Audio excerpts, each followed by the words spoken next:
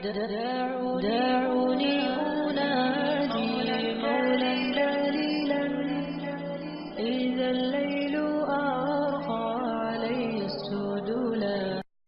الله أكبر الله أكبر الله أكبر لا إله إلا الله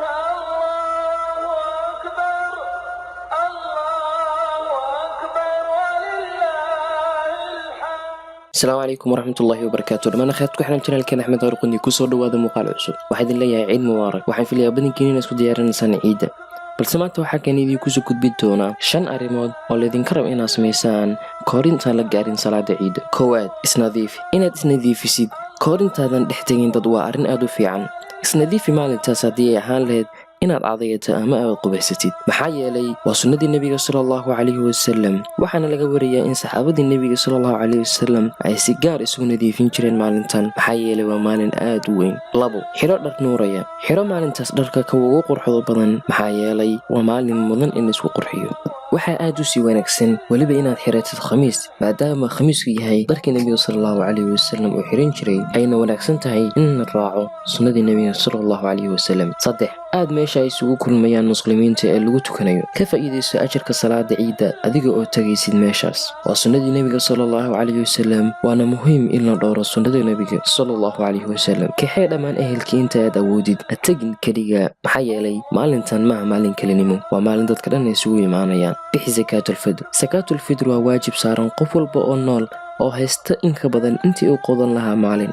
zakaatulfidri waa bixinta hal mud oo ah cuntada dadkaasi ay cunaan. haddii aad bixisid zakaatulfidriga bishan ramadaan gudaheedan laguma leh maalintaas, balse ma bixin kartid kadib tukashada salaada ciid. haddii ay dhacdo inaad bixisid salaada ciidda kadib ma gudayso zakaatulfidri, waxay kuu noqonaysaa sadaqo. 5, la wadaag waqtigaas ehelkaaga iyo qaraabadaada. xiriiri qaraabada, booqo, la wadaag waqti fiican. waa waqti farxadeed, ha lagaa dareemay inay tahay maalintaasi maalin kugu weyn. ka farxi masaakiinta oo ha hilmaamin inay iyaguba u baahan yihiin farxadda ciidda. sidoo kale xasuuso agoonta iyo dadka aan haysan ehel iyo qaraab. intaas ayay nooga tahay muuqaalkeeni maantay. waxaan filayaa inaan waxaan kaaga faa'iideeyey. intaa ku kulmi doono mawduucan lamida waxaa idinkaga tegay. asalaamu calaykum waraxmatullaahi wabarakaatu. صمنا أياما أحلى الأيام يا ربي أعدها كل الأعوام. صمنا أياما أحلى الأيام يا ربي أعدها كل الأعوام. وفاز كل من صلى وصام. فجئت يا عيد بالخير والبشرى، فأنت لنا اليوم فرحتنا الكبرى. فجئت يا عيد بالخير والبشرى، فأنت لنا اليوم فرحتنا الكبرى. تجمع الأحباب لنصنع الفجر.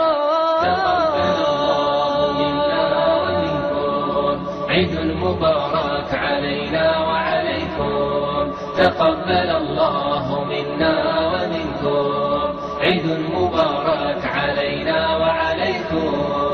باتحاد وإخاء وقلوب صدقات ووفاء ليس تنفيه السنون. تلتقي آياتنا كل عام بثبات نحو خير نحو مجد المسلمين. باتحاد وإخاء وقلوب صدقات ووفاء ليس تنفيه السنون. تلتقي أعيادنا كل عام بثبات نحو خير نحو مجد المسلمين. تقبل الله منا ومنكم عيد مبارك علينا وعليكم.